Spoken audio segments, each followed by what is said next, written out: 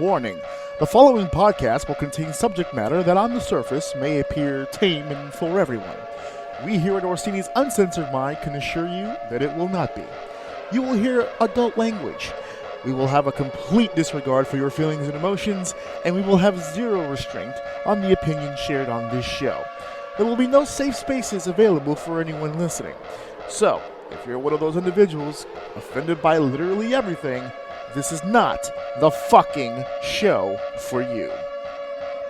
Hey, you know what? You ain't got to do nothing, Uncle Phil. Hey, ain't like I'm still 5 years old, Ain't like I'm gonna be sitting up every night asking my mom, when's daddy coming home, Who needs him?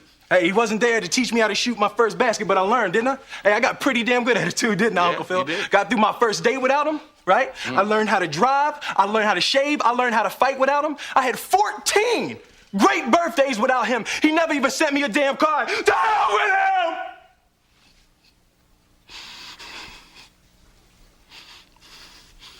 him! I ain't need him then and I don't need him now.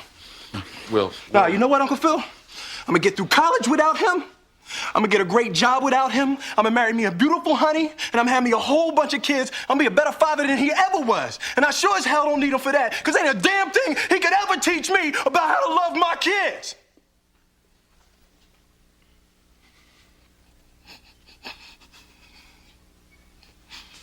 How come he don't want me, man?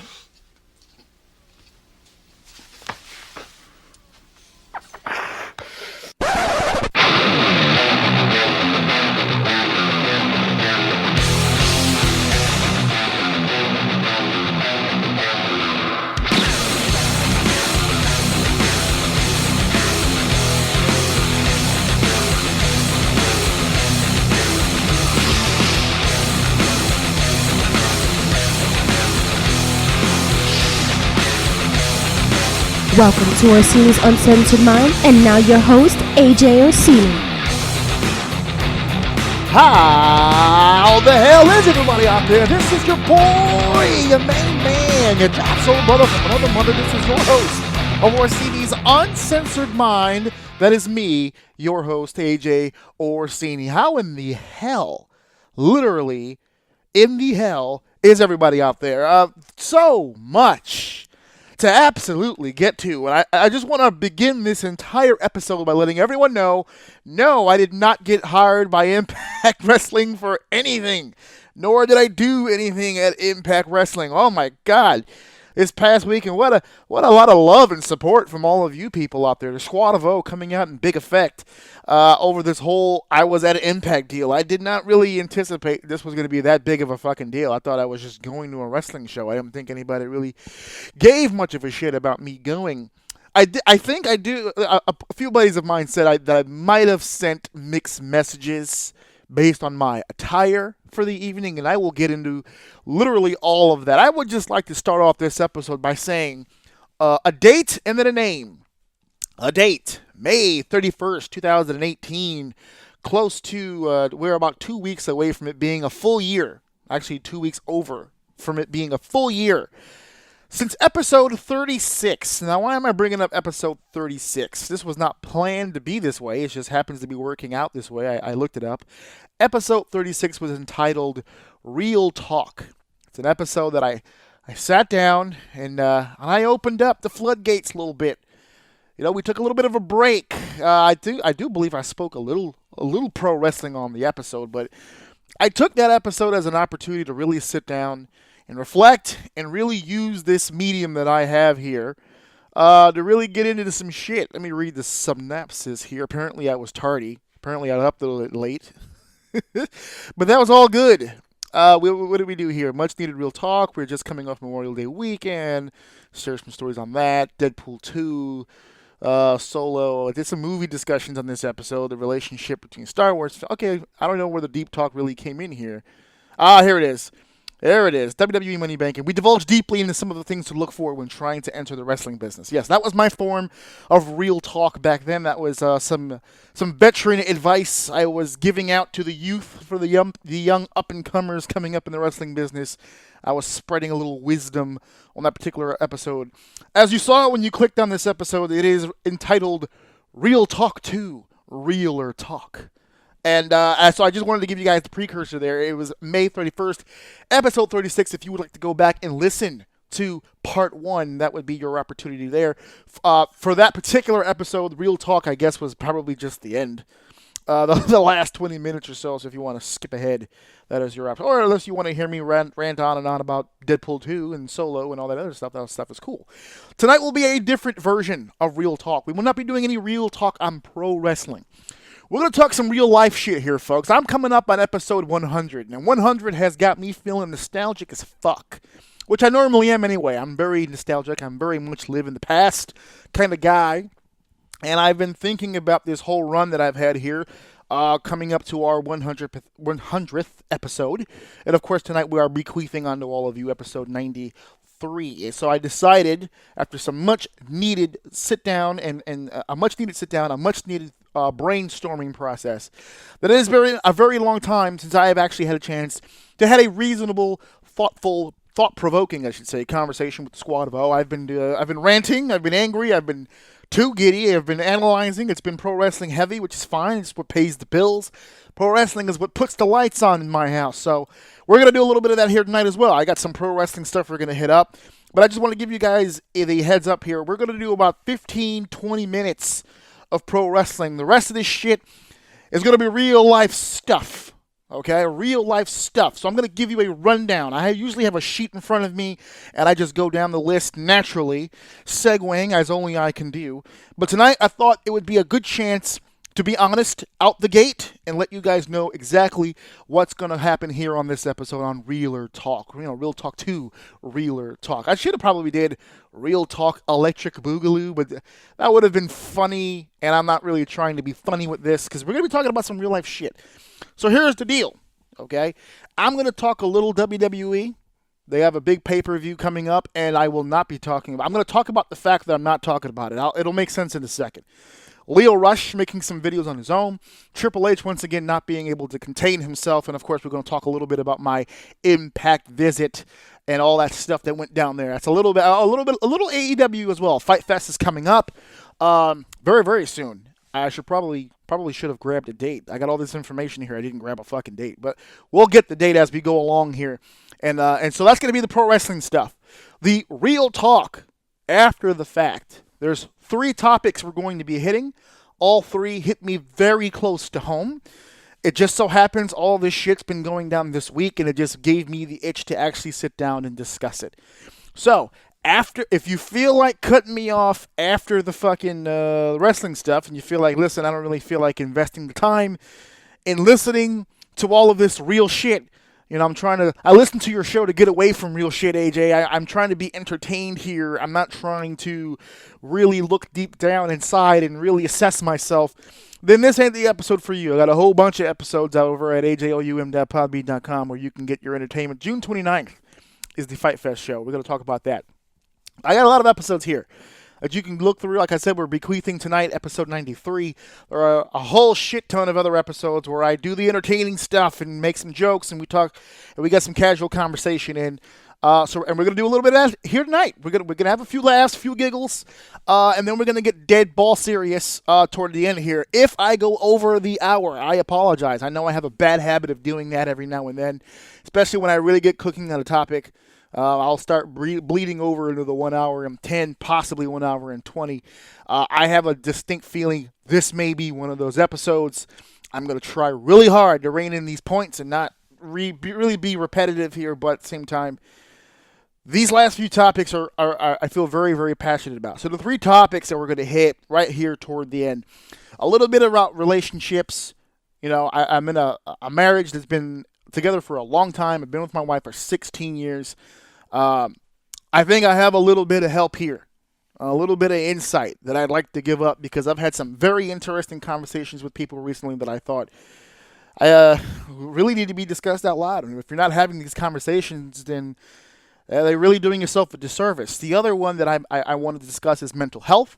I teased it a little bit earlier today on Facebook because, again, conversations that I've had with people that just generated thought. And the third, the final, our top story of the evening. If you haven't heard, you have to remember, I'm from New York. I live in New York. Very New York centric. I got the tattoo here, Lower East Side of Manhattan, New York. And in case some of you may have forgotten, September 11th, 2001, it was kind of a thing that took place down here in New York City. And apparently the hashtag is bullshit. Never forget. We're going to talk a little bit about that. Not about the events, not about everything that took place politically and all that stuff. There is a gentleman by the name of Jon Stewart who has been championing. He has been leading the course here on trying to get first responders medical care, medical coverage on whatever it is they need to get healthy. And he's been doing this pretty much since the beginning. Remember, the buildings fell in 2001. It's 2019, and we still don't have that for the people who answered the call, who jumped into an area no man or woman should have jumped in.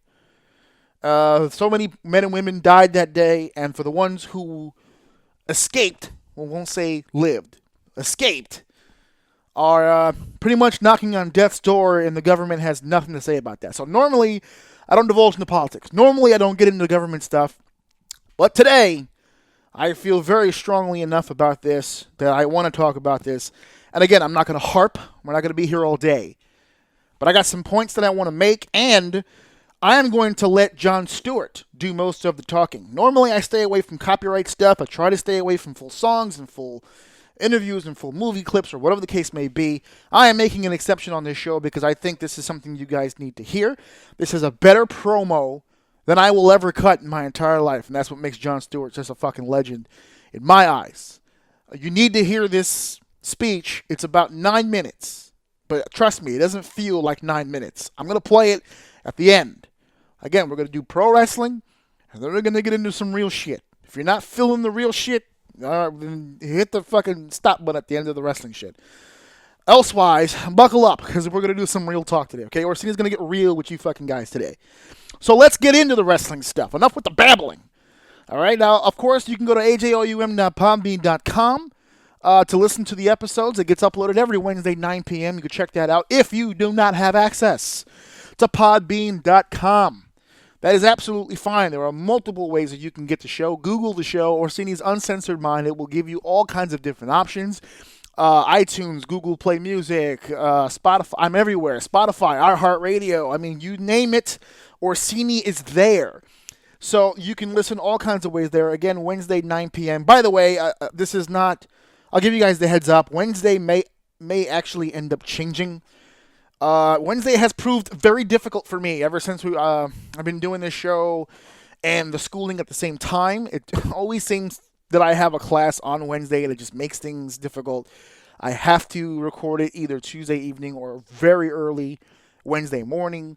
Right now I'm filming this mid-afternoon, but I don't have class. I have the time to sit at my fucking apartment and do this. In the semester coming up later, about September, I don't have any summer classes, but September... we may have to change up the day because I got a bunch of shit going on Monday, Tuesday, Wednesday, which means I will have zero time to do an episode in time for Wednesday. So we may have to change some things around. I'm thinking either Friday or Saturday, possibly even Sunday as a release time because I also need time to fucking do it. So if you have any preferences out there, if you guys are listening, Squad of Owl, if there's a particular day you don't mind switching it up to, or it doesn't really matter because you're just going to download it whenever you download it, whatever the case may be, feedback is always welcome. AJ Orsini96host@gmail.com, or you can just message me on the social media platforms there, and you can let me know what's your input on that. What day do you think I should be releasing the show? I know I'm going to have to change it from Wednesday for sure, but I'm not changing it from Wednesday until around August, September. So we got time. Okay, so let's get into this pro wrestling stuff. Okay, let's start first of all with the WWE pay-per-view I mentioned earlier. This is going to be real quick because I'm not going to talk about this, which is exactly why I'm mentioning this. This pay-per-view coming up for WWE Stomping Ground, you know, the one with the giant boot. This is garbage. Everything about this is garbage. There's again, when I say these things on the air, I fully understand that I have 1 foot left in the business, and there's a piece of me that still wants to dive right back in and get back into entertaining you guys inside of a ring. or outside of it, depending on how that works itself out. There's still a big piece of me that wants to be in the business. So when I tell people I'm just being honest, then I want people to understand I'm just being honest. I'm not pining for a job for the WWE, just like I wasn't pining for a job with Impact Wrestling. I'm just being honest. There's a lot about the WWE product that I enjoy. This pay-per-view is garbage. It's rematch city. By the way, rematches of matches that there aren't a lot of people that want to see.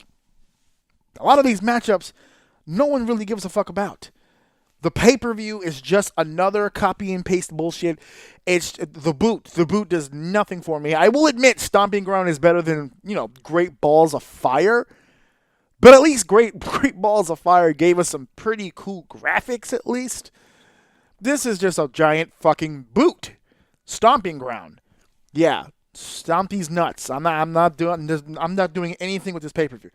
There will be no time moving forward that I will be discussing this fucking pay-per-view. I don't care about it. I don't think anyone cares about it, which is another reason why I'm not doing shit with it, because no one cares about fucking Stomping Ground. So I just wanted to make that public. I will not be boring you with the details of Stomping Ground. So moving on to the next deal, I put a post up. It was a poll about MLW. Okay, I put a poll up about MLW. I was asking people whether or not they're interested in the product, if they had heard anything about the product. And to be honest with you, it was kind of split. There were people who either had no interest in watching it or did watch it. I had heard so much about it. I'd never really had a chance to sit down, which is interesting because it's on YouTube. I mean, like full shows on YouTube for free. So I got instantly interested I figured to myself, at some point I'm going to take a look at this fucking show, and it's going to be, hopefully it'll be interesting to watch. And I did watch. And there's so many things about this show that I love. First and foremost, a two-man commentating team. Dear God, was this fucking awesome. Forget the fact that I obviously know Jim Cornette. I'm not too familiar with the other guy. And the other guy's not horrible. He's actually pretty good. If you listen to him straight up, he does his job. He's very serviceable. Obviously, Jim, legendary on the mic, legendary at the table, especially when it fills in with color.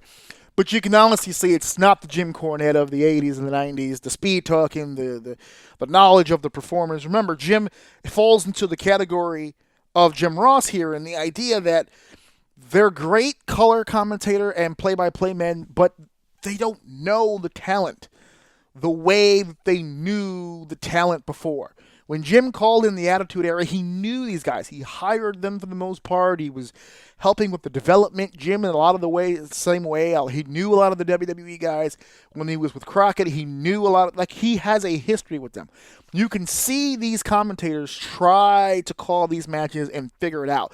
There's moves that take place in the ring that Jim's never seen. He's never heard of before. So it makes it kind of cringy. But for the most part, just the repartee of the two is fucking great. I miss that. First of all, I miss it as a performer myself. I despise three men as a worker, as a commentator. I despise it. I'll do it, but I hate it. Two-man is perfect. You can have a civil, colorful conversation about what's in the ring with two people. Three can get chaotic. I've seen four. Four, I would just assume you just want to eat a bullet at that point, just to end the fucking misery. But there's so many things about that program. It looks like a big deal. It sounds like a big deal. A lot of the performers, even the flippy guys, all took it serious. You could see them working. One of my favorites, Myron Reed, a guy that I used to hear about when he was fresh out of school. Now he's on MLW doing his damn thing. Very surprised by, what was that, Gringo Loco, the guy he was wrestling on the show. I was watching Fury Road, which I haven't finished, but I saw enough to know I hit the subscribe button fast as fuck. I said, yeah, we're going to be paying more attention to this. And like I said, folks, no summer school. So I'm going to be catching up on a lot of fucking wrestling, which is going to be good, especially for this fucking show. It's going to be good for this show, definitely. Let me pull this back up because for some reason it fell asleep. There we go. Okay. So we're moving on to the next topic. If it feels like I'm breezing through this, is because trust me, I'm trying to get these points in, but I'm also trying to not waste your fucking time with a lot of this shit, right? What the fuck else am I going to say? Lio Rush. Lio Rush here making his own videos. I saw a few of them.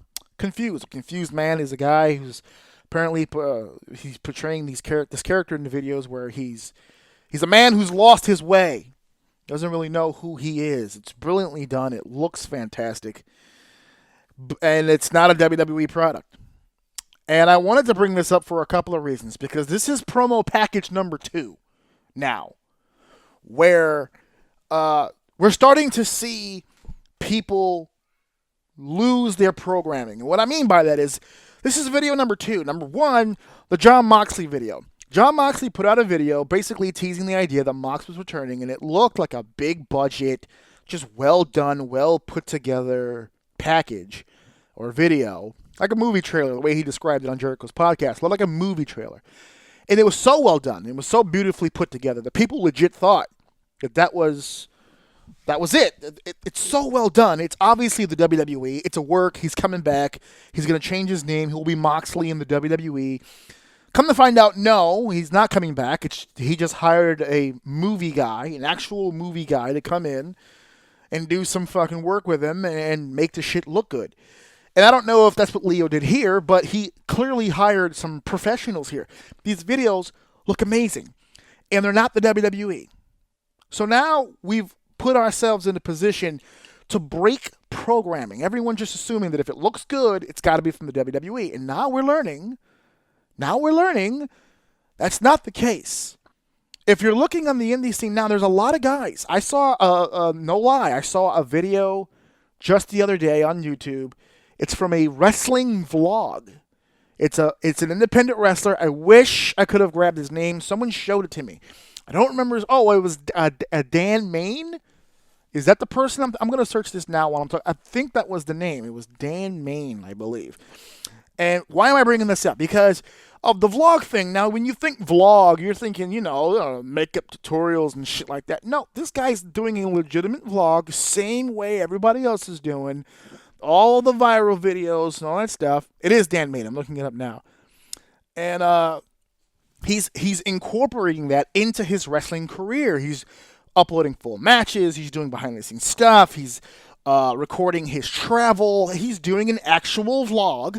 Same as everyone else, same as all these guys and gals who travel around the world and they video everything, and he's living his life essentially on YouTube. He just happens to be a pro wrestler. And again, the programming for all of us is, well, if it looks good, it must be WWE, because WWE is the only one that has the budget to do all the. Not the case anymore. Not the case. There's a lot of times, I got a guy here in New York, and I'm hoping I can get a chance to talk to him. TJ Marconi, I've seen a few of his videos. They look movie quality. So you've got to start asking yourself, is this the new trend? Is this the new trend? Are we heading in a direction now where wrestlers, instead of investing on just the gear or investing on, whatever garbage or saving money aside to do whatever, are they starting to invest in the gimmick, invest in the character, try to look more professional?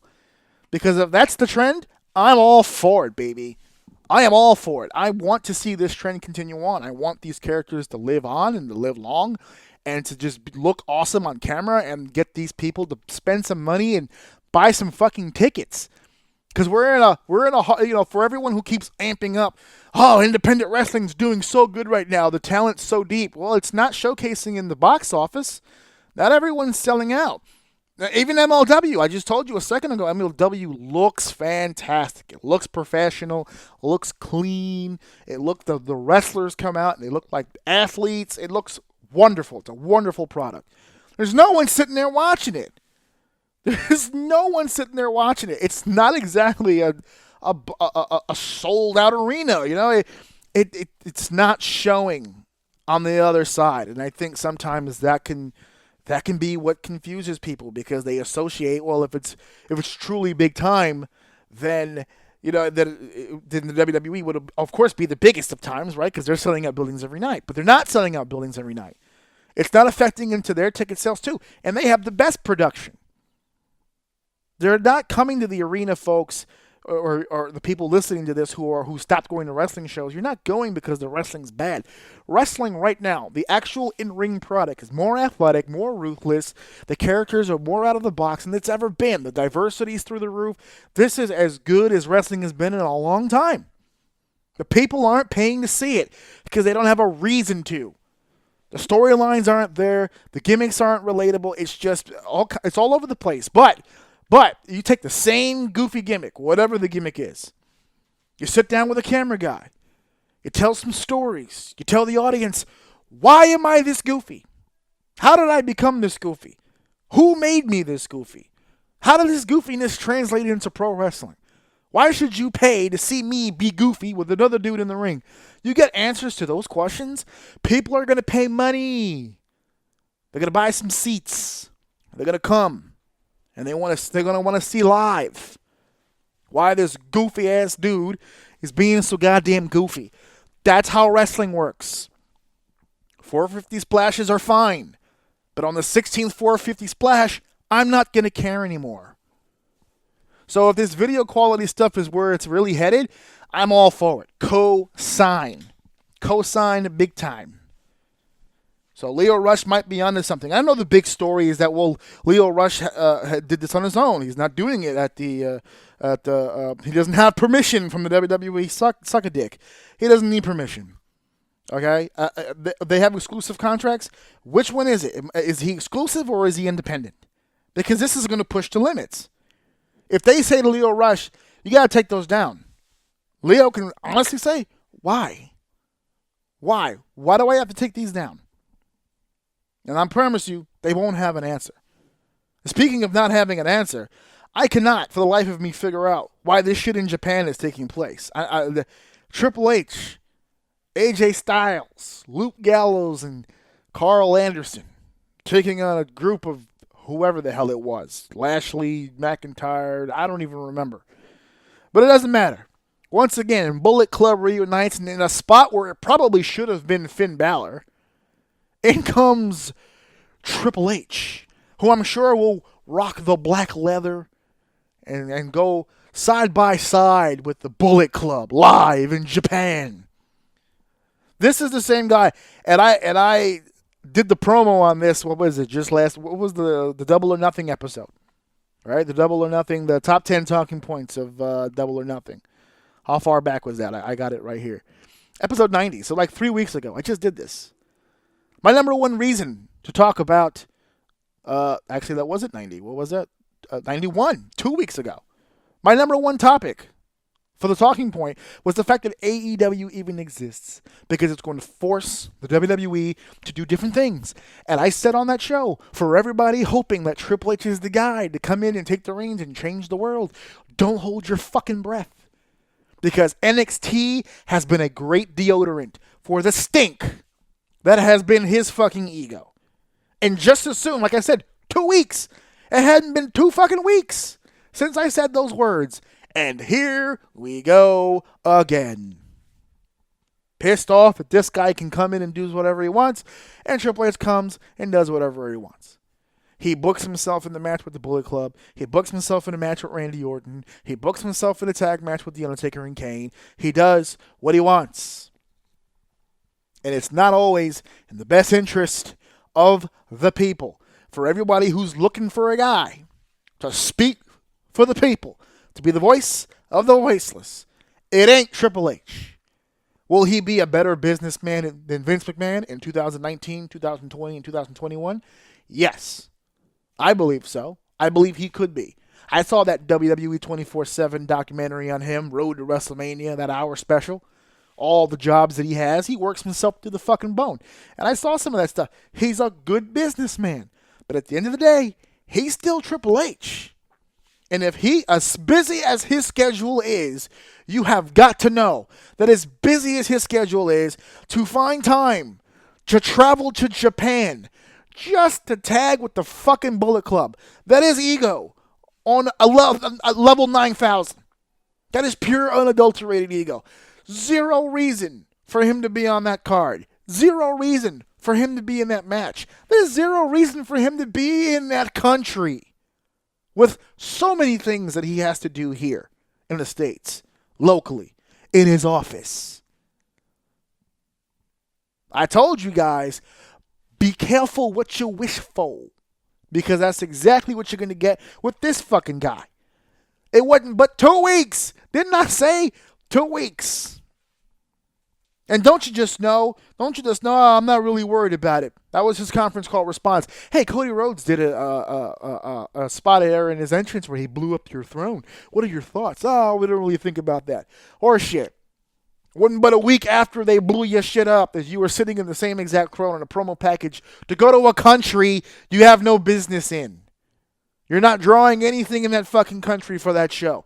You're not. As a matter of fact, the people who are drawing, you managed to shove yourself onto that team. What? So now you're one of the draws, right? No. Sorry. That's not how that's going to go. I tried to tell you. Like fucking Randy Quaid in Independence Day. Didn't I tell you? Didn't I tell you? I told you.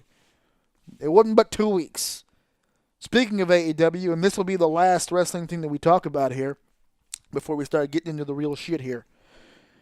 AEW's next show, June 29th, I mentioned the date to you guys, will be live on the BleacherReportLive.com. It will also be free. It is entitled Fyter Fest.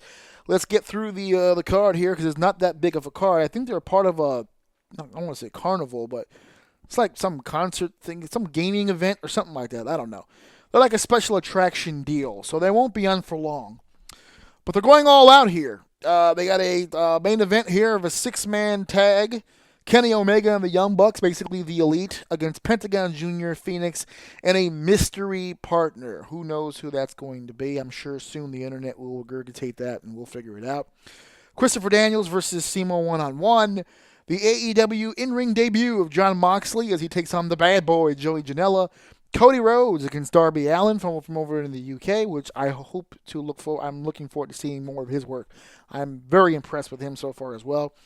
And a 4-man, fatal 4-way here. Hangman Adam Page versus MJF versus Jimmy Havoc versus Jungle Boy. This, of course, capitalizing off of the storyline they were running there with Bret Hart over at Double or Nothing.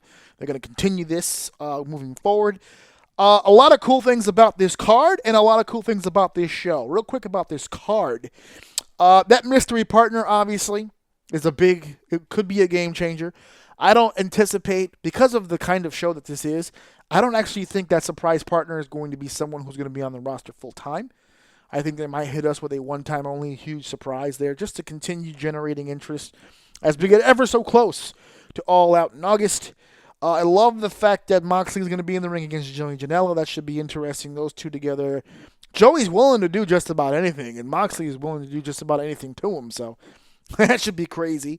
Daniels and Seaman, we've seen that before, but definitely should be interesting. I'm a little worried about that. I'm worried about Daniels in singles matches. Not just his age, but just the bump card. You know, he's got a lot of shit on his bump card, and he has a pretty important backstage role, so I really don't want to see this guy get hurt, especially Seema either, because Seema also has an important role. He's the trainer for the folks over in OWE, and he's doing a lot of traveling back and forth here between the states to try to get that product over. Big ups to him trying to get wrestling in China over, especially coming from a Japanese guy. If you know anything about Japanese-Chinese history, that's pretty impressive. Cody Rhodes and Darby Allin is going to be a dope match. I'm gonna expect more psychology out of Cody now that he's with the AEW and he's doing his own thing. No Ring of Honor, no Impact, no WWE. This guy pretty much has free reign to do whatever he wants. I'm excited to see where his creativity goes. I wasn't big on the Throne, but the storytelling with the match with his brother was fucking amazing. And of course, this 4-way. This 4-way to me is pretty much, this is the future of AEW right here. All 4 of these guys have the capability of being something very special. I know Jimmy Havoc has a reputation of being a hardcore guy, and I remember saying about 2 weeks ago, I'm not really that big on Jimmy Havoc because that's all I've seen. I gave the example of other hardcore guys that have changed my mind. I am leaving an open mind for Jimmy Havoc. I think he can do some other things. We will see. Jungle Boy, listen. I've had a few friends run this gimmick before.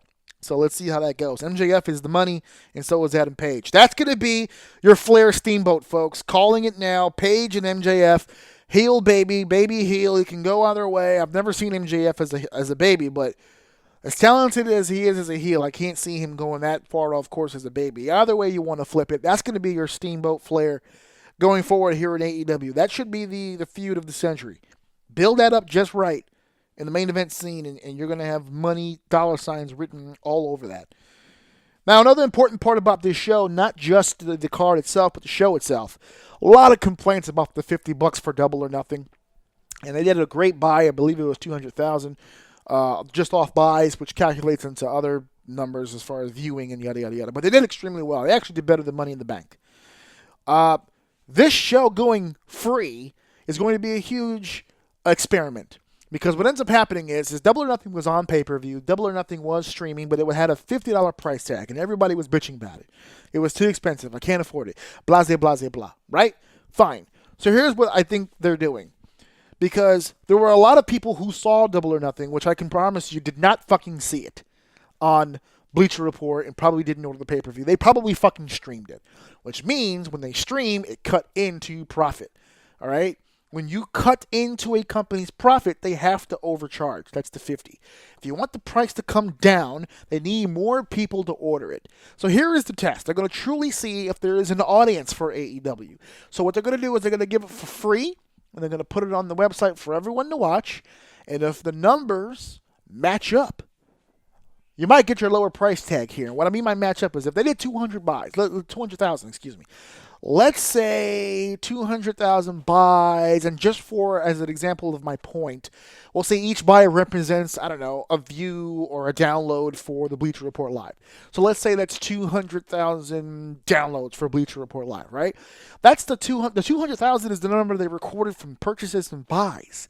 That's not including streams. So if they put it on for free on the website, you wouldn't have to stream it. You could just go to the fucking website and watch. So if that 200,000 goes up, say 400,000, 500,000, God forbid, maybe even higher than that, that proves to them there's an audience for this. The only reason they didn't hit a higher number on Double or Nothing is because they niched it. They put it in a category that certain people couldn't attain. So if you want the regular price of AEW pay-per-views to drop, then you better watch Fyter Fest on June 29th. You need those numbers to go up. So it gives the people the impression that the market's really there. They just have to make it more affordable, and they can make more money. If you do $50 a pay-per-view, but you only sell 200,000 pay-per-views, let me just, I'm saying that out loud in my head. What is that? 200,000, $50 a pop. That's about, what, $10 million, we'll just say, right? 200,000 times 50, yeah, it's about $10 million, right?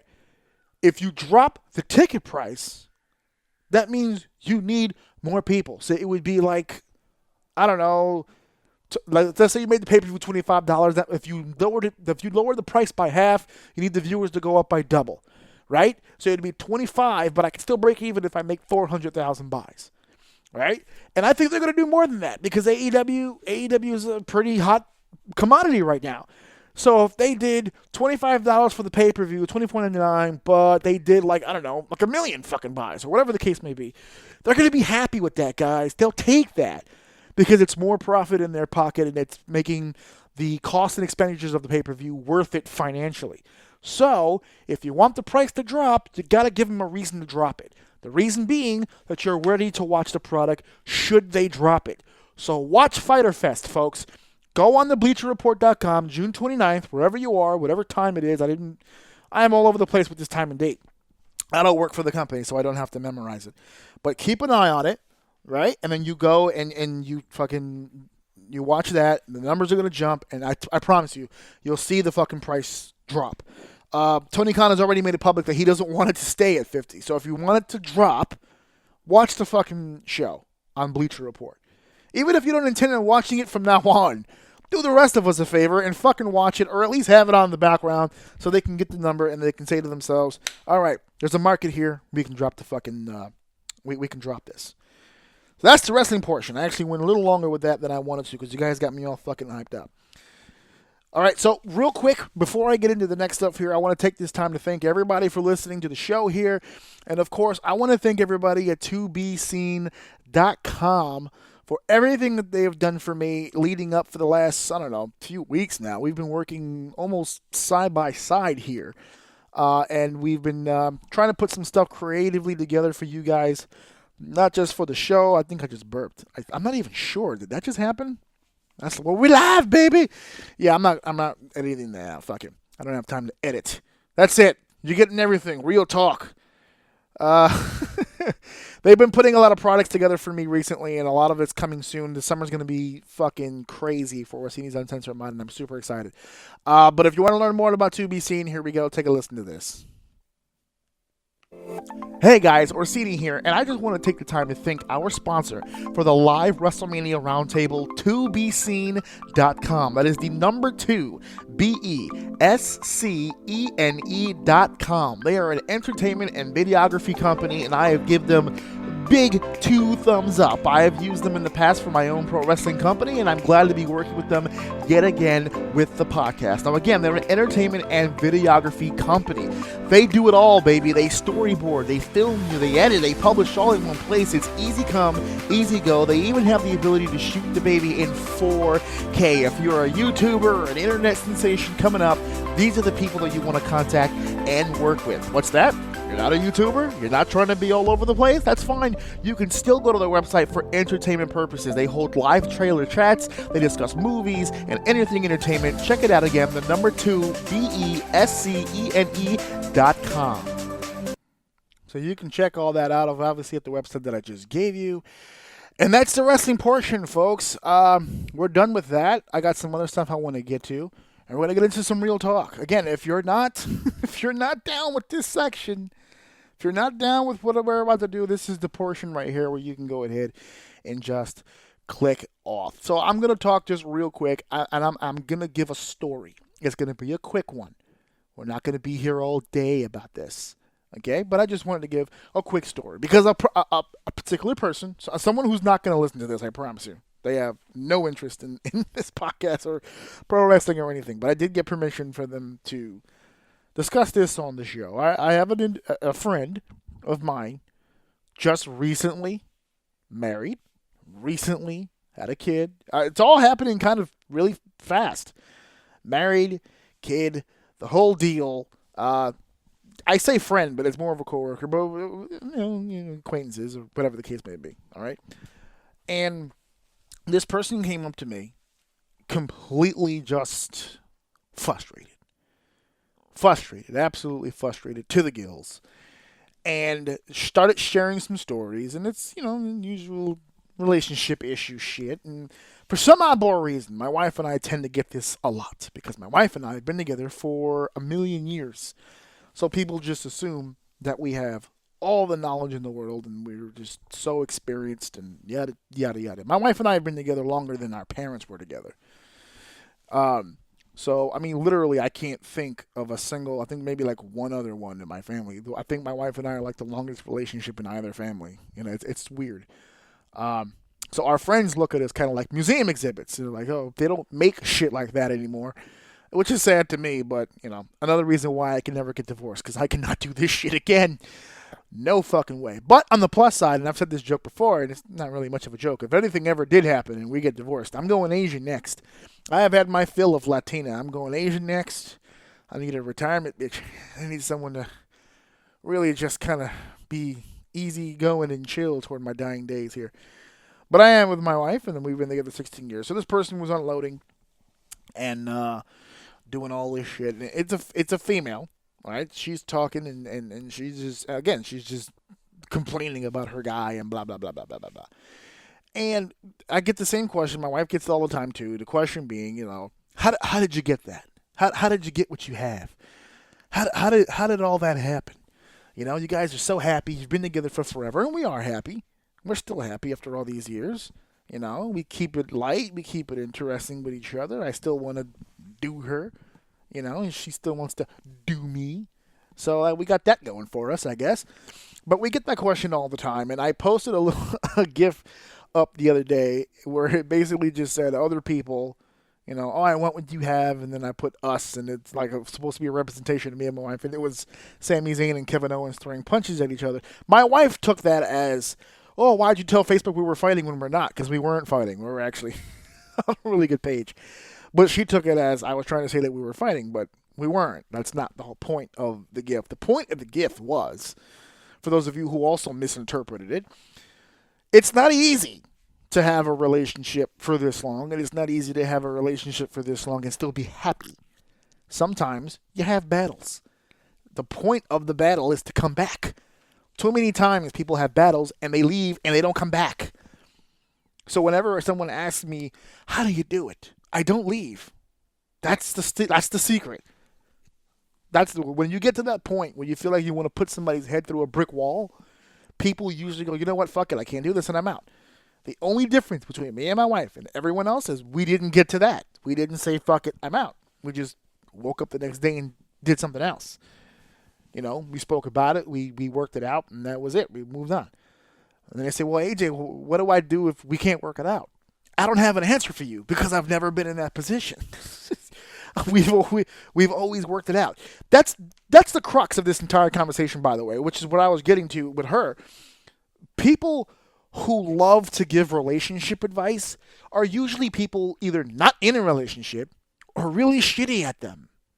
People who are in a relationship for a long period of time, the first thing they'll tell you is they don't know a whole lot about relationships because there's no general rule for them, folks. There's no secret sauce. There's no moment in time where we can write a book and it will just be universal for everyone. What works for me in my marriage, what works for my wife in her marriage with me, may not work for you. I could tell my friend, here, this is what I did with my wife. Give it a shot. And he'll do it and probably get kicked in the nuts for it. Who knows?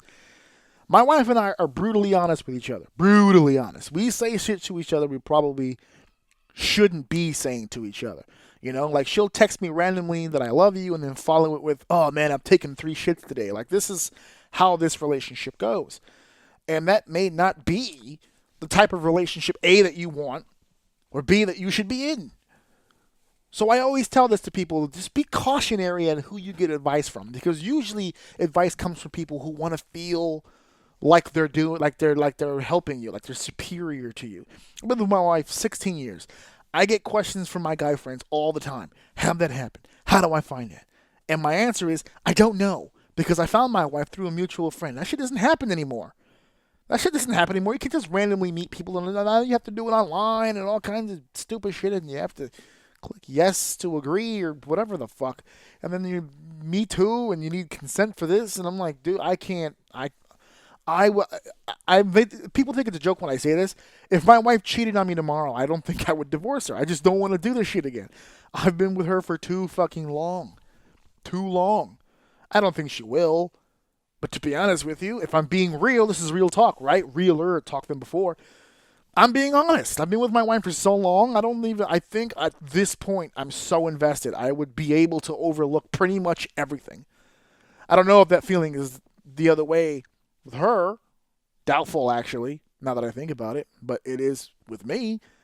I don't know if I would go anywhere. I can't do this shit again. So I always tell people that. Be careful, people who give you advice. It's the other way, too. Because sometimes girls will ask me questions just to get the guy's perspective. And if you're not ready for the guy's perspective, then you wasted your time asking me shit. Because I'm going to give it to you straight. One of the ones, I'll give you an example of what I'm talking about. Some girls will talk to me and they'll say, I talk over and over and over to my boyfriend all the time. Hey, can you do this? Hey, can you do that? And he just doesn't fucking listen. He doesn't listen. I tell him stories. He doesn't remember details. It's like I'm talking to a brick wall. And I will tell you all the same thing that I told this particular person. He heard you. He heard you. I know women don't want to believe that, but trust me, he heard you. He doesn't fucking care. That's the fucking difference. He doesn't care. Listen, we're people. We're human beings. Okay? What is important to you may not be important to me. Now, in a relationship, the way that it has worked out, at least for me, even if my wife tells me something I don't care, I have learned over time, Simply listening to it is enough. Giving her the time to express herself, making her feel like she was heard, giving some feedback because she feels like she was heard, that's suffice. You do not have to actually care about it. Just acknowledge the fact that she cares about it and move the fuck on. Okay? Women live through this world with the idea in their head that every word out of their mouth is important. You should remember everything that I say, because if I said it, then that means it's important. And guys, it's not true. It's not all important. A lot of it is shit. It's useless fucking garbage. The key is picking up on the actual important pieces, because immersed in the shit, okay, it's like a pile. Remember that shit pile from Jurassic Park? And the doctor put her hand in there to find the one plant or leaf that she ate so they could examine it. The key in life in a relationship, and I know I'm giving advice and I just said don't listen to advice, but I'm giving advice just for a quick second. Just hear me out. Give it a shot. The key to relationships is finding the leaf, finding the plant. That's the important part. She can go on for 50 minutes. As long as, and it's only for it could really be a 5-minute conversation, but they'll go for 5 minutes, 50 minutes. If you can find the important 5 minutes in that 50, you're golden. You're good to go. You're good to go. That's it. Make her feel acknowledged. Make her feel like you're paying attention. It'll be fine. Ladies, please have it in your mind. My wife already knows when she starts speaking to me that there is a very good chance I'm going to space the fuck out. How was your day? My answer is the same. Fine. Her answer takes 15 minutes. But if I don't listen to the 15 minutes, it's a problem. So I got to listen to the 15 minutes. That's it. Got to listen to it. Guys will ruin relationships because they won't sacrifice the 15 minutes. It's 15 minutes. Just let her get her off of her fucking chest. For real, it's not that big of a fucking deal. It's 15 fucking minutes. Now, if your girl goes for an hour, you got to start thinking about how much you love your girl. That's it. Do I love her enough to sacrifice 1 full hour of this meaningless bullshit fucking story? If it is, then go for it. I've been with my wife 16 years. I have sat through several hours of a similar story. Over and over and over. That's where veteran status comes in, baby. I have XP'd all the way to like superhuman levels of tolerance of bullshit. That's why I don't have much tolerance for other people's bullshit, because all of my shit's maxed out for her. That's why for other people, like my best friend can call me on the phone right now. If he hits me up with, hey, what you doing? I'm hanging the phone up. I don't have time for that garbage. I don't have casual fucking conversation. My phone barely ever rings. If the only people that call me is my wife and, I don't know, like a doctor reminder appointment. People don't call my phone. And the reason they don't call my phone is because I don't answer my phone. I'm not trying to sit on the phone all fucking day and gab to you. I don't have that kind of time, nor do I have that kind of interest. I'll text you all day long, baby. I am a texter to the moon. I'll text you on regular messages. I'll text you on Instagram. I'll text you on fucking Twitter DM. I will message you on fucking Facebook. I will not fucking call you. You will not get a fucking call from me. A lot of the bookings that I had was through messaging. I don't fucking call promoters. That's not how I fucking do my business. So it all comes down to certain people, and I wish I had more time to do relationship shit. I wanted to do a whole deal and bring couples in and stuff, and maybe I still will. You know, I got time over the summer. That should be interesting. But that's just a taste of it. Someone brought it up. I definitely wanted to talk about it, so there's that. The second thing I want to talk about, mental health. Okay, mental health, just for a second, because this same exact person who asked me the question about the relationship shit on a separate occasion asked me, as a guy, do you feel it's okay for men to show vulnerability and emotions? And I said yes. But inside, my body had a very visceral, just very negative fucking reaction to the idea that a guy, wants to show emotion and vulnerability. And those are two very good words to use, because my initial brain translated emotion and vulnerability to weakness. It was the first thing that it did. Okay? If you don't know much about my own personal story, and I've done this throughout the course of the show, a quick synopsis. My dad left when I was 5. I was raised by a single mother. I'm the oldest of 4 kids. Okay? I was not afforded the time to be sad. I was not afforded the time to be vulnerable. I have been running at 100 miles an hour since I was 5 years old. And I'm 36. So we're talking 30 years, baby. I don't have time. I can count on one hand times that I've physically broke down and shown full-blown emotion to that degree. My wife has been there for almost all of them, which is why she's my wife. She's the one person, for some reason, out of nowhere, I have no problem getting emotional around and with, which is a good thing, I guess. That's why she's my wife. But she's the one person that I've been able to do that with. If you ask any of my personal friends, I don't think they will tell you that I have ever personally broke down. One, I just thought about that. Ray's, a wrestler here in New York City, member of the greatest of all time, like a brother to me. He actually caught me at a very emotional moment, and that was not sad. That was more overwhelming emotion and prideful. Was it the second show I did in Texas? It was a show that I was promoting in Texas, and we were actually wrestling together as a team, which is why he caught me, because he happened to be in the ring with me when it happened. And I was overwhelmed with emotion because here it is, show number 2. I didn't think I'd have one. And I'm here with show number 2. And not only did I have show number 2, I didn't think I'd ever get a chance to physically wrestle in the state of Texas, which was a dream of mine. And I got to do it with one of my best friends, a brother even, and Ray's. It was just a very overwhelming moment. We won. I scored the winning fall. And I remember we were doing the whole deal with the fans and, hitting turnbuckles and shit.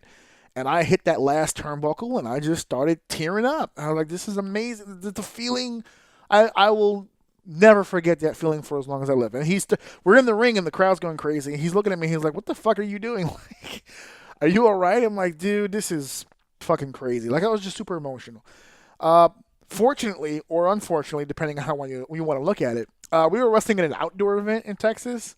And it was like 100-degree heat and raises like 300 plus pounds. So it wasn't but 10 or 15 minutes after that when he fucking collapsed in the heat. And we had to take him to an emergency room. So my emotions got adjusted very fast from super high emotional to, oh no, my friend's in trouble.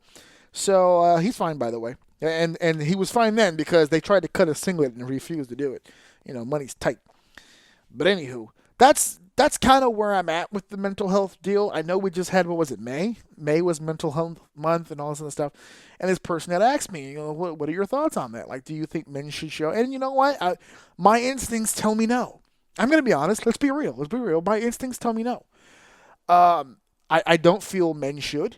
I personally don't feel comfortable with it. I think if you're the man of the house. My wife looks to me to be a leader. My son looks to me to be a leader. My wife has a master's degree. She's a beautiful, intelligent woman, but there are times when she looks to me and goes, okay, lead. Where am I going? What's going on? In those moments, I don't feel like it's time to be emotional or vulnerable. I've been a promoter where I've had literal, employees under me looking to me to lead. I'm the oldest of 4. I was the only guy in the house growing up. My entire life has been spent leading.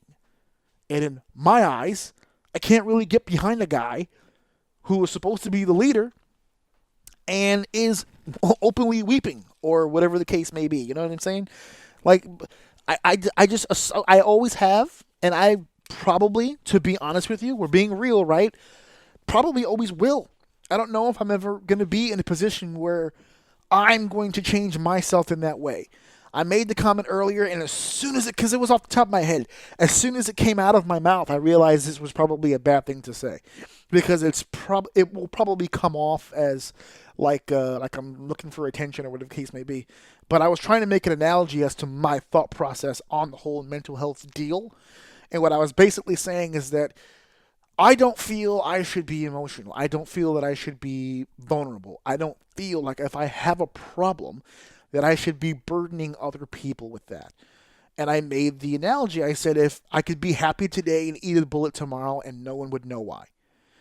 And as soon as it left my mouth, I knew that it was probably the wrong thing to say because so many people have done that.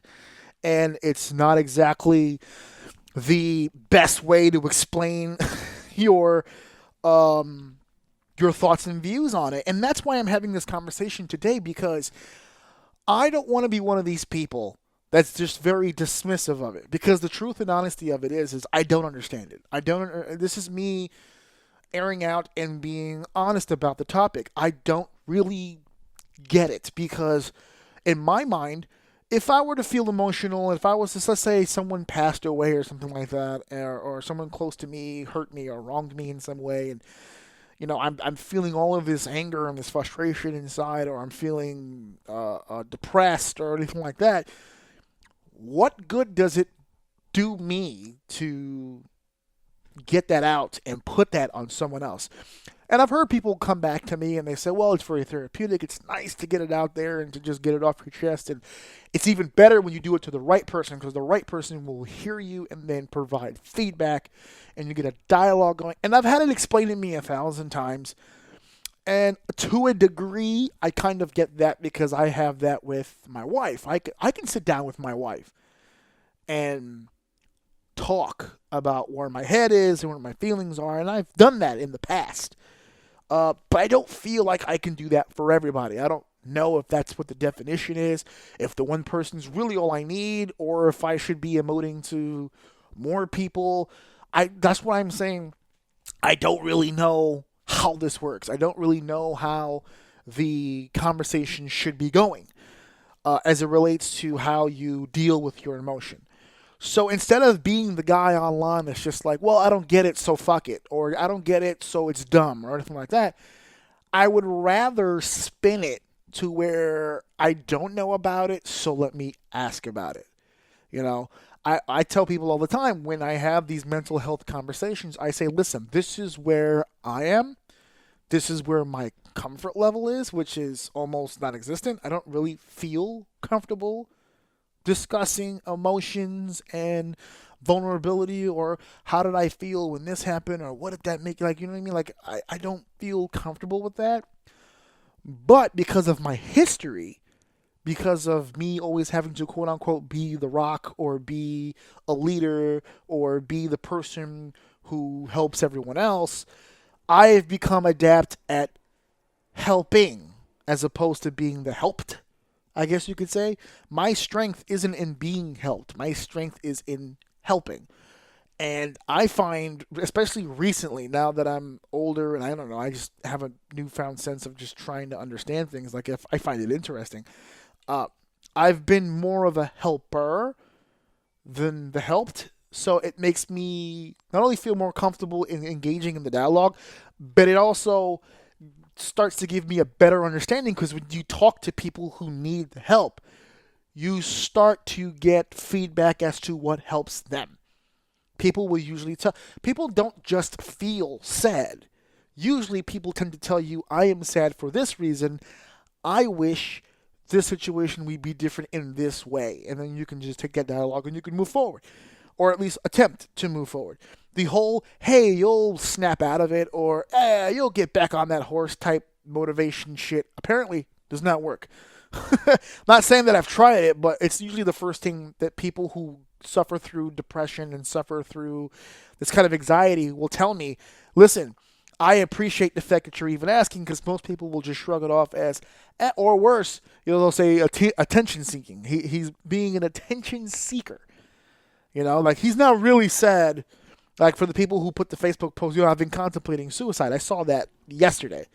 I've been contemplating killing myself, but I always seem to find a reason to stay. And then there's 300 comments of people trying to give them moral support. So people will say, oh, he's just saying that for the likes in the comments.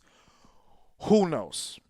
I think the best comment I saw on that thread was, because it's the most real, and to me the most relatable. The person responded with, even if it was true, even if this person did it just for the likes, just for the comments, that means there's something in their brain that says, I need the attention, or I need the comfort, or they still want to hear something from the people. So why not just play it safe and send the fucking compliment? Because what's it gonna hurt? You know what will hurt? Calling the guy a fucking douchebag and an attention seeker. If he's attention seeking, what's the harm in giving him the fucking attention? Now, you can give him the feed the troll argument. Oh, you don't want to feed the troll because blah, blah, blah, blah, blah. But to a degree, I actually understood that. If he's doing this for attention, what is the downside to giving him the attention other than he may continue to do it? All right, so then maybe he gets attention today. He doesn't get any attention on Friday, but he gets some attention on Sunday. What's the harm in it? Attention is, a comment on Facebook is free of charge. Shouldn't hurt anybody's fucking feelings about it. So I'm learning, and I wanted to have this outright conversation about it and let you people know where I am with this, because it's been a big topic online, and where I stand is exactly that, man. I use the description kind of tongue-in-cheek, but the whole toxic masculinity thing, men being men and drinking beer and slapping women on the ass and riding motorcycles and hanging sheetrock and fixing engines, that's me. That is me to the T. I love a cigar and a steak and a blowjob, baby. That's that side of Americana. That's all me. But I understand that this world is changing, and I understand that it may not be the healthiest of things. I am a father of a son. I have a son. I'm raising a little boy to one day be a man. I do not want to be in the position where I am so toxic that I either ruin the relationship I have with my son, or worse, ruin my son. I would love the opportunity to give my son an opportunity to realize how his emotions work and how he controls them. He is already an overly emotional kid. He's 4. And everything is a temper tantrum. Everything is the end of the world. He deals with his emotions very poorly. And for me, as a man, as his father, I have to be able to understand where that's coming from so I can rectify it. And the only way, because I didn't get that.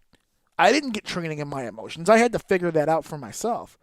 But I'm old enough now to be able to control them. And now I have to give him that knowledge to be able to control it. And the only way that I'll know how to control it properly is to ask the questions, is to engage in that dialogue and get the information so I can give it to him. I can't just wing it when it comes to parenting. That's not how that works. So yeah, it's for betterment of me, but it's also a betterment for little O. And hopefully I'm creating a guy who will get into a relationship with a woman down the line and eventually be a father himself, and hopefully be prepared and know what to do, because that's the goal of a dad, is to get his guy prepared to be a man. And if I don't know the definition myself of what that is, then I guess I'm just leaving him in a hole. So that is the mental health portion. We are now on to our top story here. I'm going to get right into this, guys. I promise you, because I know I'm running a little behind right now. I really got into this stuff. I really did. And I hope you guys are getting into it too, because I'm going to tell you right now, I really didn't anticipate that I would get this deep into this stuff. But I'm glad I'm here. But we're going to do the real. This is the realest talk, right? Part 2, realer talk, or real talk, electric boogaloo, whatever. We'll get to all that. And now back to Action News 5. Our top story tonight. Ladies and gentlemen, can I please have your attention? I've just been handed an urgent and horrifying news story. Yes, so I already did a little bit of a precursor here into what this top story is about. Jon Stewart, former host of Comedy Central's Daily Show, he was their host from 1999, pretty much, 2016, 2000, I don't know when Trevor Noah took over. But obviously political satire was his deal, but he very much is into politics, politicians, all that stuff, government. One topic in particular has been very strong in him, and that's the treatment and care of the women and men of the NYPD, of FDNY, of EMS, of Port Authority, all those who ran into the 2 tallest burning buildings in New York City history and never came back out. Actually, not the ones who never came back out, but the ones who survived it and suffer the consequences and wrath of it. I'm going to play the audio for you. Again, it's 9 minutes, which will lead me really deep into this episode, and I apologize for that. Way deeper than I thought I was going to get, but that's fine. That is absolutely fine. I'm rather okay with that, actually, because I feel like this topic needs to be heard, and hopefully you're following along with me and you feel the same way. So the point of this clip, Jon Stewart got a chance to speak to the U.S. Congress, or should I say those who decided to attend. A lot of congressmen and congresswomen did not come to this. They did not send substitutes or letters or anything. They just decided not to show up. That drew the ire and they drew the anger of Jon Stewart, as well as it should have. I'm going to touch on these topics directly after this video is played. Normally I play snippets, but I really feel it's important you hear the whole thing. So if you didn't hear it all already, this is your chance here. If you have heard it already, skip ahead about, I'll say, do 9 even, about 9 minutes even across, anywhere from 9 to 10. And I'll begin talking. So here is Jon Stewart addressing the U.S. Congress over their health bill to help first responders to 9/11. I want to thank Mr. Collins and Mr. Naylor for putting this together, but as I sit here today, I can't help but think what an incredible metaphor this room is for the entire process that getting health care and benefits for 9/11 first responders has come to. Behind me, a filled room of 9/11 first responders, and in front of me, a nearly empty Congress. Sick and dying, they brought themselves down here to speak to no one. It's shameful. It's an embarrassment to the country, and it is a stain on this institution. And you should be ashamed of yourselves for those that aren't here, but you won't be. Because accountability doesn't appear to be something that occurs in this chamber. We don't want to be here. Lou doesn't want to be here. None of these people want to be here. But they are, and they're not here for themselves. They're here to continue fighting for what's right. Lou's going to go back for his 69th chemo. The great Ray Fyfer would come down here, his body riddled with cancer and pain, where he couldn't walk. And the disrespect shown to him and to the other lobbyists on this bill is utterly unacceptable. You know, I would be so angry at the latest injustice that's done to these men and women. And, another business card thrown our way as a way of shooing us away, like children trick-or-treating, rather than the heroes that they are and will always be. Ray would say, "Calm down, Johnny, calm down. I got all the cards I need." And he would tap his pocket.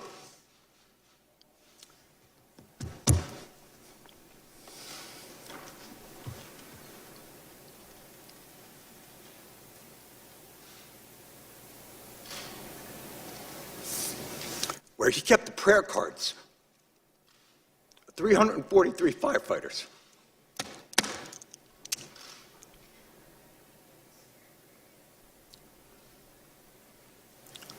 The official FDNY response time to 9/11 was 5 seconds. 5 seconds. That's how long it took for FDNY, for NYPD, for Port Authority, for EMS to respond to an urgent need from the public. 5 seconds. Hundreds died in an instant. Thousands more poured in to continue to fight for their brothers and sisters.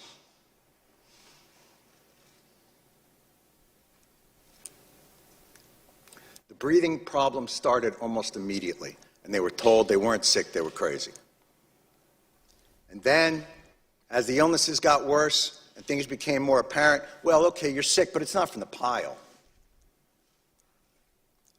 And then, when the science became irrefutable, okay, it's the pile.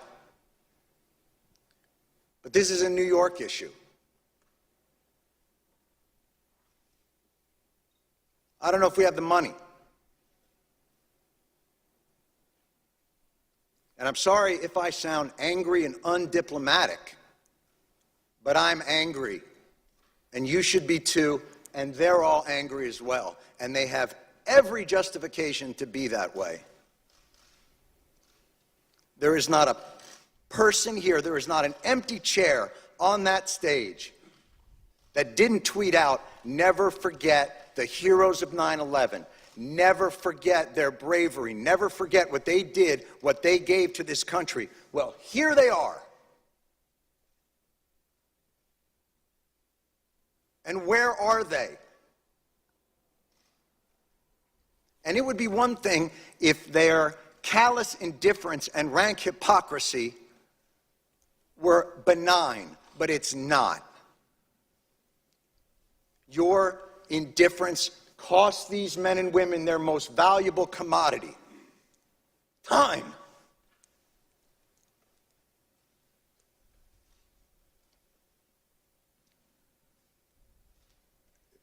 It's the one thing they're running out of. This should be flipped. This hearing should be flipped.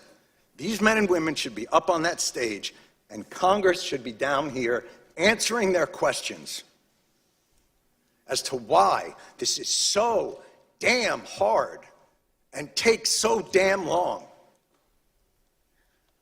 And why, no matter what they get, something's always pulled back, and they got to come back. Mr. Johnson, you made a point earlier, and it was one that we have heard over and over again in these halls, and I couldn't help but to answer to it, which was, you said, look, you guys are obviously heroes, and 9/11 was a big deal, but, we have a lot of stuff here to do. And, we got to make sure there's money for a variety of disasters, hurricanes and tornadoes. But this wasn't a hurricane. And this wasn't a tornado. And by the way, that's your job anyway. We can't fund these programs. You can. Setting aside that no American in this country should face financial ruin because of a health issue. Certainly 9/11 first responders shouldn't have to decide whether to live or to have a place to live.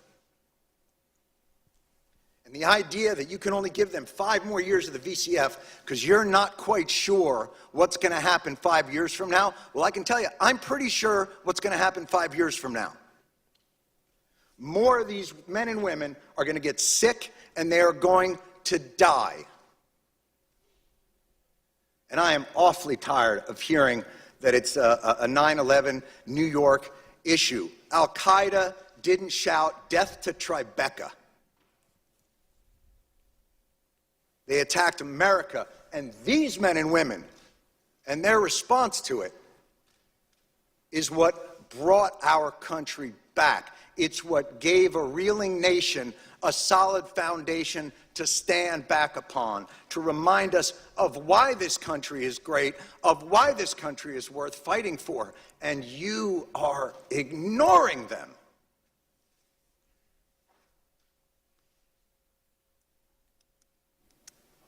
And you can end it tomorrow.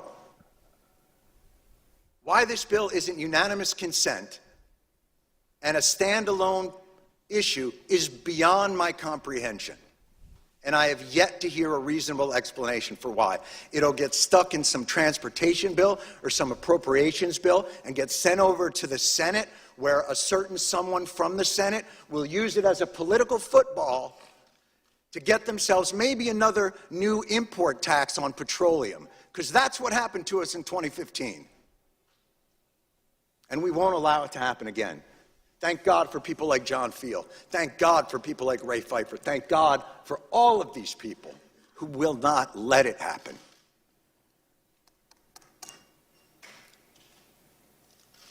They responded in 5 seconds. They did their jobs with courage, grace, tenacity, humility. 18 years later, do yours. Thank you.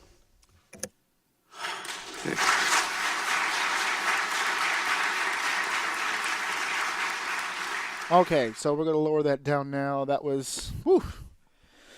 Yeah. So how do you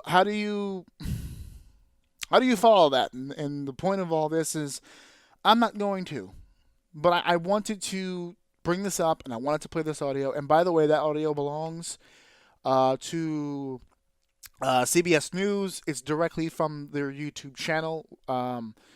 That's just straight up audio. If the episode gets pulled, it's because of that. I know there's a lot of copyright shit going on. I normally try to stay away from that. I'm usually pretty smart with that, but that one, I think that one the Squad of O needed to hear, and the reason they needed to hear it is because this is what's happening. We hear it all the time. The regular citizen, the everyday man, the everyday woman, we hear it all the time. Every time you go into an office building, every time you go into a government agency, it's the term runaround is huge here in America. And unfortunately, it's not as huge in other places. There was a viral tweet system that went...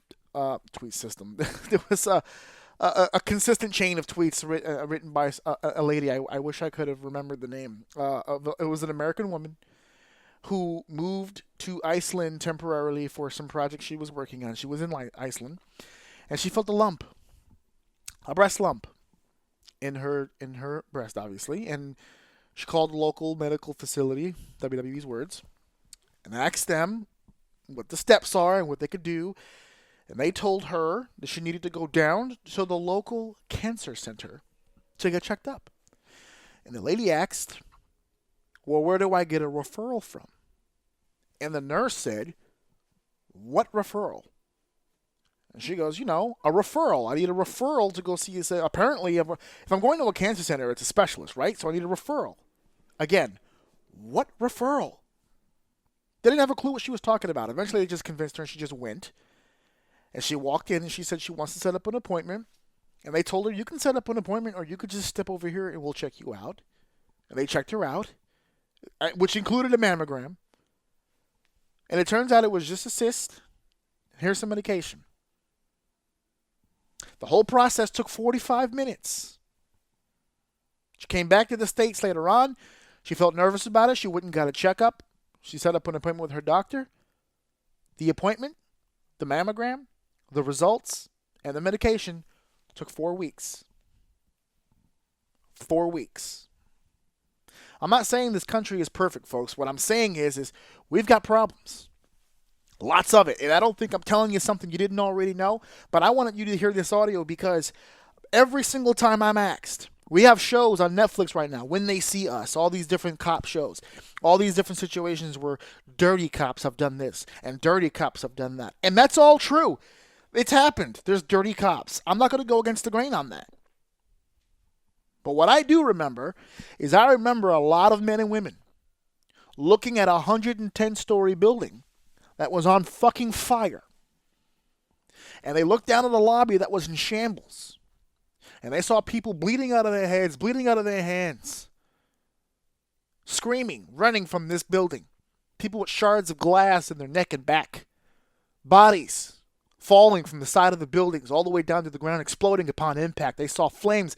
They saw debris, soot covering the ground, cars, women, children, old people trying to get out of the danger, trying to get out of the way. Everyone running away from two of the tallest buildings in the world that were now currently on fire. And these people picked up a radio, a belt, possibly an oxygen tank, and they went up. You know how many people I look at who live in 20-story buildings? I experienced this myself. My wife grew up in a building that was 20 flights. She lived on 16. The blackout in New York in 2003. She whined and cried for about an hour because she knew she had to go home at some point and walk up 16 flights of steps to go home. She wasn't looking forward to it. These guys put on 80 pounds of gear and walked 80 flights. Some of them. for those who made it up that high. And they never went home. But that's not what this bill is for. I'm setting the stage for you because, no, see, the bill that he's trying to get passed isn't for the people who died. It's for the people who followed. First responders, these are not just the people that went in, these are the people who came from all points of the country, either drove in or walked on foot from different states to pick up the shambles, to pick up the pieces of debris, to hope and pray that they would find one breathing human being, try to save that life. 120 stories of debris laying on the ground. And these men and these women and these dogs and these metal detectors and these people who were trying to hear signs of life, cries of pain or anger or whatever the case may be. They were there for days, weeks. They called it Ground Zero for a reason. You couldn't walk around this city without seeing some remnants of it still. Paper and debris landing in Jersey. That's how far it went. They didn't stop. They picked up debris. They picked up blocks. They cut their hands to the bone. They dislocated discs. They broke backs. They broke necks on the hope that they could save one. Continuously, over and over again, despite the fact that some of them lost vision, besides the fact that some of them couldn't get air in their lungs, they kept digging. That was in 2001. We've lost a lot of people since then. John laid it out perfectly as to how that steps took place. And you can't put enough stock on that last line. 5 seconds. And you know what? This podcast is heard in a lot of different countries and a lot of different states here in the U.S. Let me give you a little geography real quick. How is 5 seconds possible, right? That's what you're thinking to yourself. 5 seconds. That's impossible.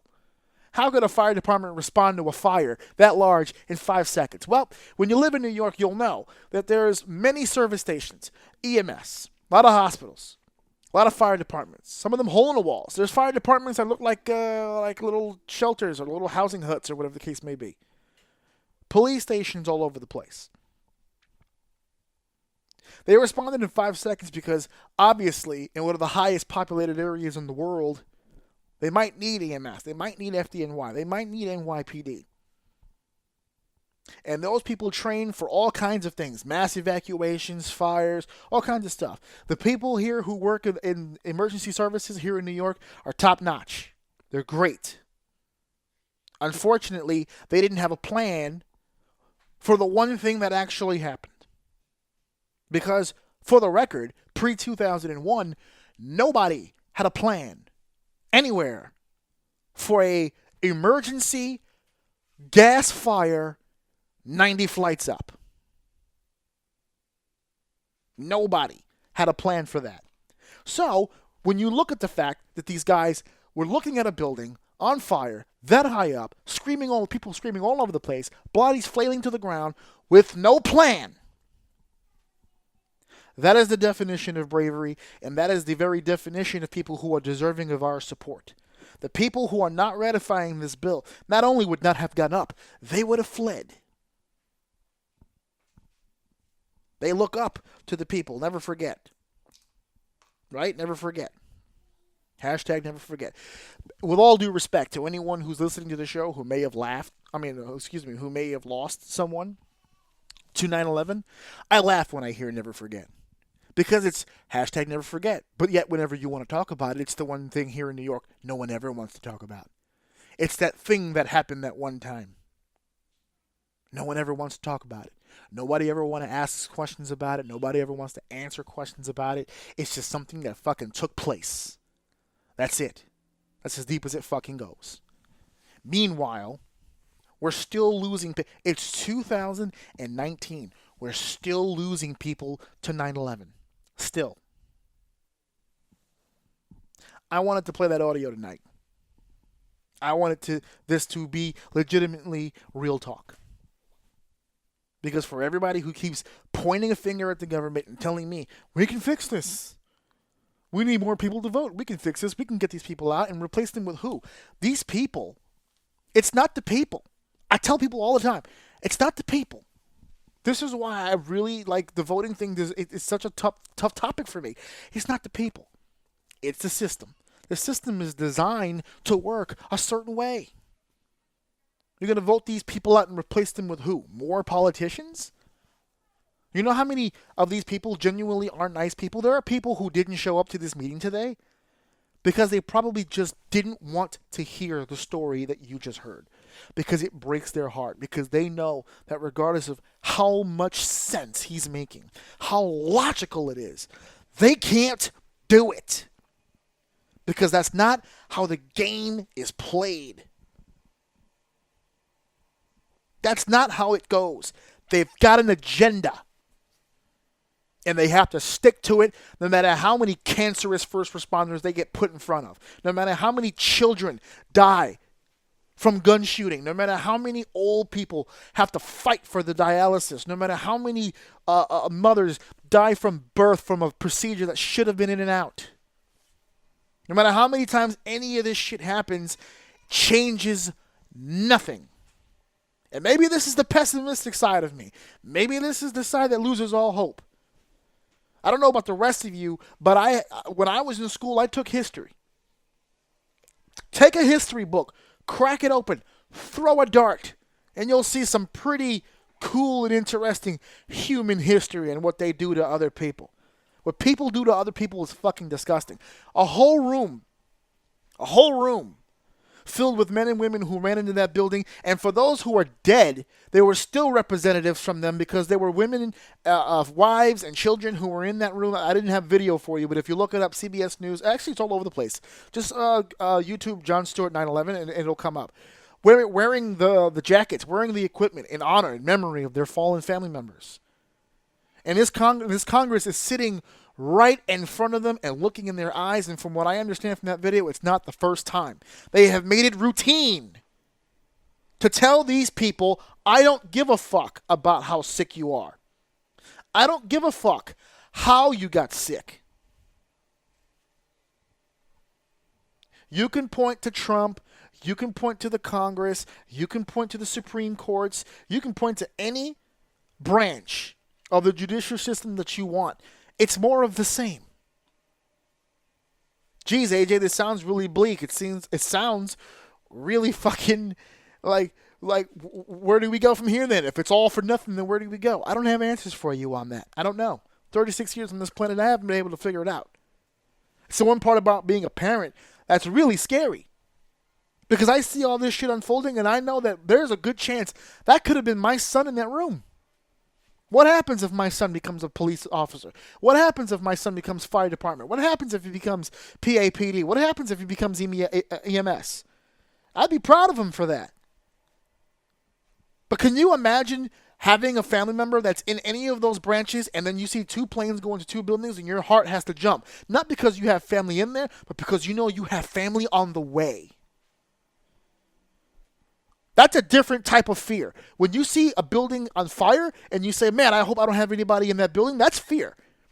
But when you know you don't have anyone in that building, when you know you don't have any affiliations in that building whatsoever, and you see a building on fire like that, and your heart still sinks because you know that Jeff or Mary or Sue or whoever the hell your family member is, you know they're on the way, because you don't question that courage. You know they're coming. You know they're going to save as many people as they can, even if it means they die, which for the record is what happened. The people that were in that room today were prepared to die. They were prepared to lose their lives, but they didn't. So their reward for that is suffering. It's been 18 years. 18 years. And I promise you this, and I feel bad saying this, and if John was here, I would feel even worse saying it out loud, but the truth of the matter is, folks, it ain't happening. It ain't happening. Those people are going to fucking die. And it's unfortunate. It really fucking is. We all die. I get it. Some faster than others. Some slower than others.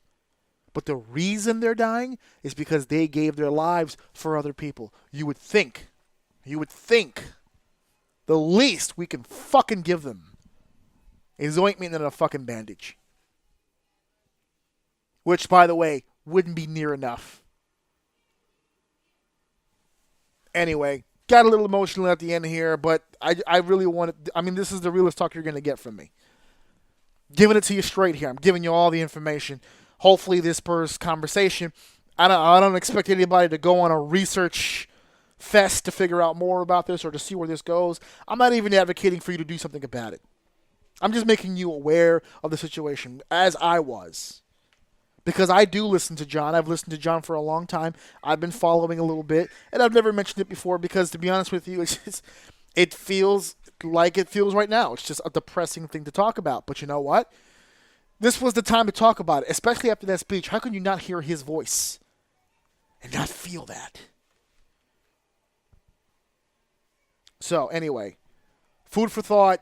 Spread it around. Give this episode a share. Maybe more people would want to hear this. I don't know. But we're going to leave it on that. Next week, episode 94, somewhere between now and 100, I'm going to get an interview in. We're just working on scheduling at this point. Big weekend for my wife. Because her sister is doing prom and graduation this weekend, so all kinds of stuff. It's gonna be me and the boy this weekend, so maybe I'll get some more recording in over the weekend. Who knows? But thank you for listening, thank you for downloading, and of course, thank you for sharing, and thank you for enjoying episode 93. Welcome to our dirty show. This is Uncensored Mine. If you listen to my daddy's show, he should buy me toys. He's a good daddy.